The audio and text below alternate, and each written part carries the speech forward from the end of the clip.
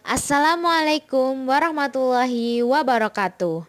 Pada kesempatan kali ini, kami akan menyampaikan mengenai Pancasila sebagai dasar nilai pengembangan ilmu pengetahuan. Kami dari kelas 1C kelompok 7 dengan anggota Nabila Alia Putri, Pramestika Trivionandari, dan Masyitoh Rida Effendi.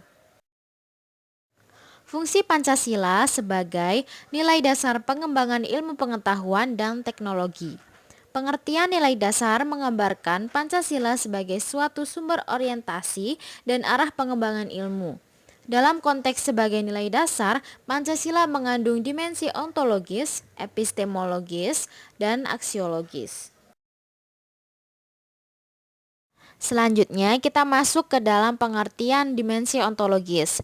Berarti, ilmu pengetahuan sebagai upaya manusia untuk mencari kebenaran yang mengenal titik henti atau an unfinished journey. Ilmu tampil dalam fenomenanya sebagai masyarakat, proses, dan produk. Yang kedua yaitu dimensi aksiologis, mengandung nilai-nilai imperatif dalam mengembangkan ilmu adalah sila-sila Pancasila sebagai satu keutuhan. Untuk itu, ilmuwan dituntut memahami Pancasila secara utuh, mendasar dan kritis, maka diperlukan suatu situasi kondusif, baik struktural maupun kultural. Yang ketiga yaitu dimensi epistemologis, nilai-nilai Pancasila dijadikan pisau analisis atau metode berpikir dan tolak ukur kebenaran. Yang selanjutnya kita masuk dalam contoh-contoh sikap yang mencerminkan manusia Pancasila dalam dunia kerja yang bisa kita praktekkan. Poin yang pertama adalah nilai ketuhanan yang Maha Esa. Sikap yang bisa kita praktekkan yang pertama, mempraktekkan prinsip kerja sebagai ibadah, yaitu dengan menunjukkan sikap selalu bersyukur atas setiap pekerjaan yang telah diamanahkan kepada kita. Kita juga harus menjalankannya dengan ikhlas dan sepenuh hati. Yang kedua, memiliki rasa takut kepada Tuhan, sehingga kita akan selalu berhati-hati dalam bertindak, menjauhi kejahatan seperti praktek suap atau korupsi, dan praktek-praktek lain yang merugikan perusahaan tempat kita bekerja. Yang ketiga, tidak mengganggu, menghalang-halangi, atau menghina rekan yang berlainan agama dalam beribadah. Yang keempat, mengutamakan kejujuran di atas segalanya. Yang kelima, percaya bahwa Allah sudah memberikan kelebihan dan kekurangan kepada setiap manusia, sehingga kita wajib mengembangkan setiap potensi yang kita miliki. Poin yang kedua adalah nilai kemanusiaan yang adil dan beradab. Sikap yang bisa kita praktekkan yang pertama, menolong teman yang sedang kesusahan.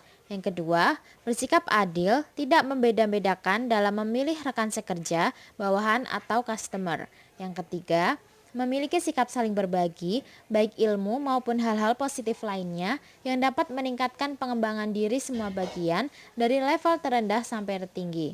Yang keempat, meminta maaf atau memaafkan apabila melakukan kesalahan. Yang kelima, hormat dan taat kepada atasan meskipun atasan tidak sesuai dengan harapan kita. Poin yang ketiga adalah nilai persatuan Indonesia. Sikap yang bisa kita praktekkan yang pertama, membangun semangat kerjasama dan saling mendukung antar departemen dalam mengerjakan sesuatu. Yang kedua, tidak membeda-bedakan tim di kantor, asalnya dari mana, sukunya dari mana, agamanya apa. Kita harus belajar menerima setiap perbedaan tim yang ada di kantor. Yang ketiga, menggunakan bahasa Indonesia yang baik dan benar dalam berkomunikasi. Poin yang keempat yaitu nilai kerakyatan yang dipimpin oleh hikmat kebijaksanaan dalam permusyawaratan perwakilan. Sikap yang bisa kita praktekkan yang pertama, membiasakan diri bermusyawarah dalam menyelesaikan masalah. Yang kedua, berani memberikan usulan dan masukan dalam sebuah diskusi di kantor. Yang ketiga, menerima kekalahan dengan ikhlas. Yang keempat, berani mengungkapkan kesalahan, tindakan semena-mena atau sikap yang sudah menyalahi peraturan perusahaan, baik yang dilakukan rekan sekerja maupun atasan. Yang kelima, melaksanakan segala aturan dan keputusan bersama dengan ikhlas dan bertanggung jawab. Poin yang terakhir yaitu nilai keadilan sosial bagi seluruh rakyat Indonesia.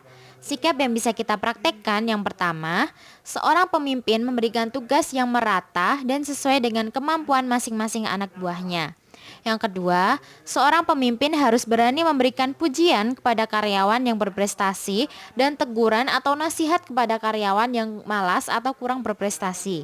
Yang ketiga, merekrut karyawan bukan karena kesamaan suku, ras, atau agamanya, tetapi berdasarkan kompetensi yang dimilikinya. Yang keempat, peduli terhadap seluruh anggota tim dari level terendah sampai tertinggi. Sekian yang dapat kami sampaikan. Semoga bermanfaat. Terima kasih. Wassalamualaikum warahmatullahi wabarakatuh.